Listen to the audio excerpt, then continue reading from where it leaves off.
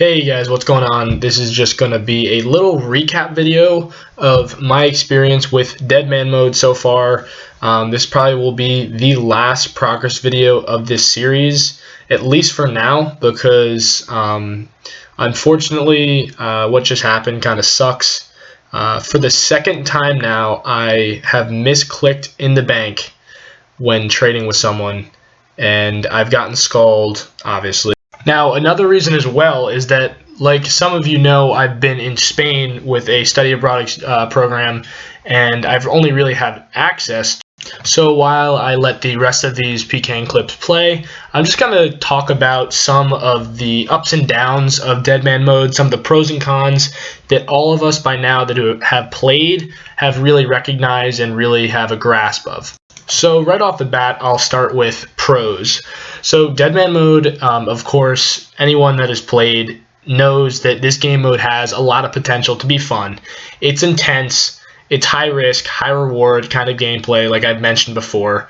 It's such a great game to play with your friends. On Skype, PKing, whatever it is. I mean, it's just a lot of fun. You definitely will have fun playing it with your friends.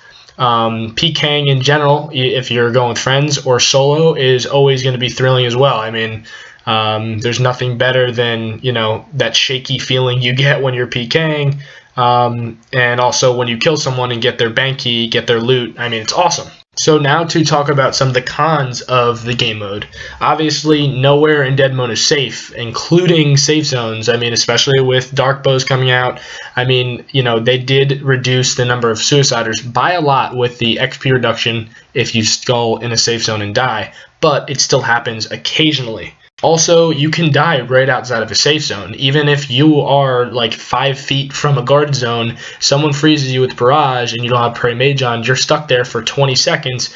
And especially nowadays where people have max stir with, Dragon Boots, Fire Cape, Torso, whatever it is, they can hit a 30-30 on you with a DD and there's nothing you can do about it. Also, dying in Deadman mode just sucks. I mean, if you die, you lose XP no matter what. Yes, you save 5 skills total, which is nice that you get to save those, but if you trained in anything else, and if you've trained in more than 2 combat skills, which everyone has, then you lose XP for that, and then you're forced to grind out those levels once again. And if you play for a while, you'll be grinding those levels 5, 10, 15, 20 times over and over. Also, like I mentioned earlier, misclicking in a bank just absolutely sucks. I don't know if there's anything more demotivating to playing Deadman mode than dying in a bank. And not to mention, questing at this point in the game, 1.5 months in, is almost a guaranteed death because PKers are really camping these zones, especially quests like Desert Treasure, because they know people are trying to do that to PK. And I mean, they really are effectively stopping people from getting ancients because of camping these zones like the desert and all that. As far as PKing goes, as a lot of you know, there definitely is a dramatic skill curve. I mean, you have people like Bodhi, Angry Sponge, those kind of PKers that just dominate the scene. I mean, they have max gear, they have max stats. There's not too many people that can kill them. And the other thing about them PKing, and I can't blame them at all because they're risking so much, but you see when they PK, they rarely solo PK. They always have a green dot on the map. They're always with a friend because Deadman mode, honestly, I mean, it really relies on you having a team of some sort to be able to get your back, to be able to get someone off you if you need to be able to help you get away. I mean, you need someone else most of the time if there are other PKers around to help you get away from certain situations. And going off that, the grind to get those stats, although there is the 5 times XP, is still a long grind. I mean, especially if you die after getting these requirements. Say you get 90 stir, you have 94 mage and 99 range protected. You're PKing, you get skulled, and you die. You're losing at least 1 million experience, and that's only one time. Say that happens 5 times in a row, that's training back 5 million experience. That's a lot of experience, and that's a lot of time. Going off that even further, Deadman mode really has turned into Clanman mode, and I'm not saying I've never taken a part of that. I mean, you kind of have to at some point if you play Deadman mode.